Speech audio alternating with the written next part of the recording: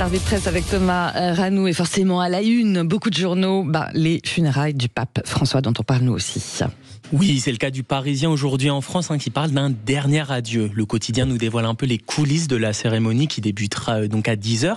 On apprend qu'au moins 200 000 fidèles sont attendus sur la place Saint-Pierre du Vatican, mais aussi 50 chefs d'État et une dizaine de monarques. Le Parisien parle d'ailleurs d'obsèques très diplomatiques, même s'il précise que l'absence probable de Volodymyr Zelensky en atténuera la portée. Le Figaro, lui, revient sur les grands moments du pontificat du pape François.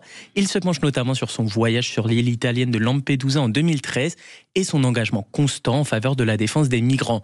Le journal se repenche aussi sur son appel à une conversion écologique et parle plus largement d'un pontificat qui a pris une dimension géopolitique. Voilà, et puis à noter qu'on sera à 9h en direct avec notre envoyé spécial Françoise Degois de la place Saint-Pierre à Rome vers 9h05. Autre sujet à la une, mon cher Thomas, le logement avec la Grande des loueurs à Montpellier confronté à de nouvelles réglementations.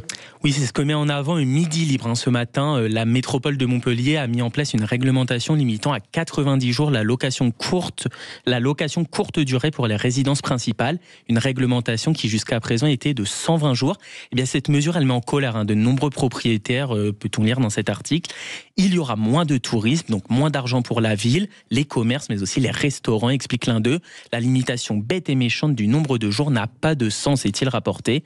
On sait que ce débat ne se limite pas uniquement à la ville de Montpellier. Presque toutes les grandes villes sont confrontées à des difficultés liées au logement et réfléchissent à des solutions pour y remédier. Voilà. Autre sujet ce matin, Libération qui présente une enquête sur les électeurs du Rassemblement national avec ce titre et cette question: pourquoi ils ne se cachent plus ? Cette France où l'extrême droite est la norme, a introduit Libération.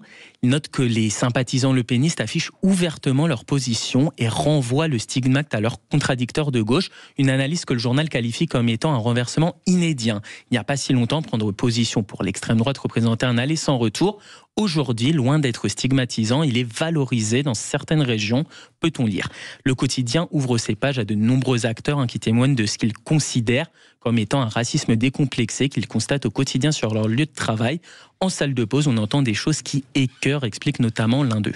Voilà. Et très rapidement pour terminer, de façon plus légère, pour finir la dépêche du midi qui titre sur le phénomène des buffets à volonté. Ouais, buffet à volonté, une formule qui cartonne, a introduit la dépêche du midi. Le quotidien du Sud-Ouest se penche sur les recettes du succès de cette formule, alors que la France compte aujourd'hui près de 10 000 buffets à volonté. Ce qui séduit avant tout, c'est la liberté, explique le président du cabinet de conseil Gira, spécialiste de la restauration. Merci beaucoup, mon cher Thomas. À demain.